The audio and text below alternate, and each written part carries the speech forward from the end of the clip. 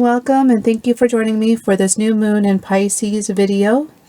To start off with, the new moon is at 20 degrees of Pisces. So we have here a choice point because 20 breaks down to 2, the number for choices.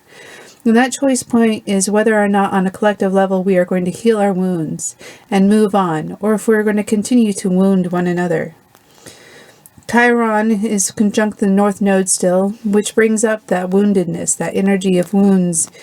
And this is going to involve our relationships.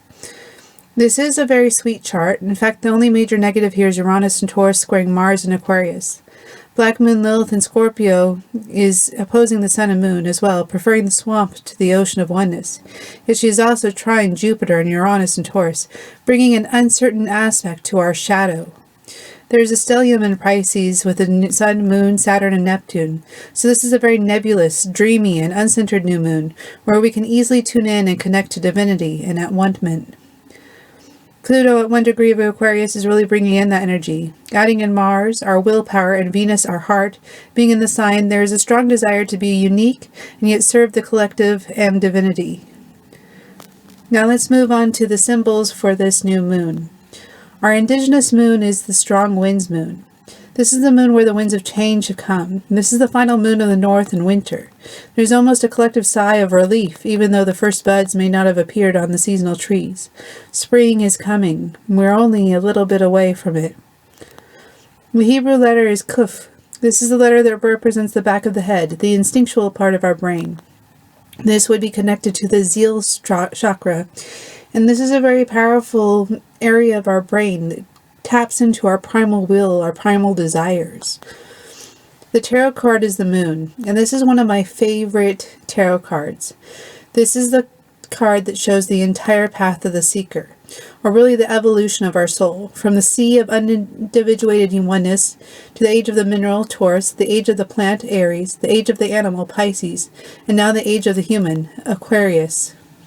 On a personal level, it's the evolution of having a leaden, very heavy mind, often described as a rock in Buddhist traditions, to a flexible mind, mineral, plant, wild animal, domesticated animal, to the fortified towers of the ego, to exposure to the divinity on the top of the mountain. Interestingly, our oracle card that I pulled for this new moon is the Holy Mountain. Sometimes you can't make this stuff up. This is the same holy mountain as depicted in the star card. The Book of the Mystical Shaman's Oracle mentions Greek Olympus, Tibet's Mount Kailash, and Peru's Mount Asingat. Peru's Mount Asingat. Of course, there is also the one upon which Moses stood, the Mount Sinai. Whenever we're on the top of the mountain, we are accomplished. We have reached our goal. We are at that point of enlightenment. And so, taking this new moon in with all of its symbols, what I really see here is this opportunity for oneness, this opportunity for enlightenment on a mass global scale, the opportunity here to really shift and change how we perceive one another, how we tune into the divine and oneness energy. This energy is going to be very prevalent and very easy to tune into. So the question is, will humanity at this choice point choose to continue to wound one another, continue to fight one another, continue to believe in this dystopia idea that things are not going well, that we can't survive, that humanity is the cause of so much destruction and mayhem, and that we're unworthy of existence? Or will we finally reach the point where we realize, as enlightened beings, that we are something more, that we are at one with the universe, that there is always a cosmic balance, and nothing that we do can ever really throw off that equilibrium enough to truly destroy everything? So I think this is going to be a very thought-provoking new moon. This is a great new moon to set intentions. It's a great new moon to put your crystals out and charge them.